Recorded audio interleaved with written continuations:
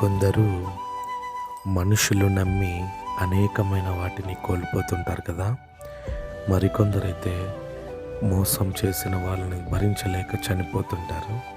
కానీ మనం పరిశుద్ధ గ్రంథంలో మనం చూసినట్లయితే కీర్తనల గ్రంథము 118వ కీర్తన 8-9 వచనాలు మనం చూస్తే, మనుషులను నమ్ముట కంటే యెహోవాను ఆశ్రయించుట మేలు, రాజులను నమ్ముట కంటే యెహోవాను ఆశ్రయించుట మేలని వాక్యం ఉంటుంది సంగమా. హల్లెలూయా.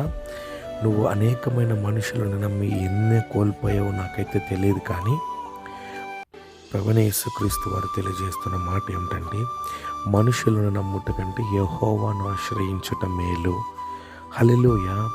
మరొక చోట వాక్యం అంటుంది, మాట ఇచ్చి తప్పుటకు నేను నరుడనా అని వాక్యం అంటుంది. హల్లెలూయా. ఆయన ఒక్కసారి మాట ఇస్తే ఆ మాట నెరవేరే వరకు నీవు ఈ భూమి మీదే ఉంటావు సంగమా. హల్లెలూయా.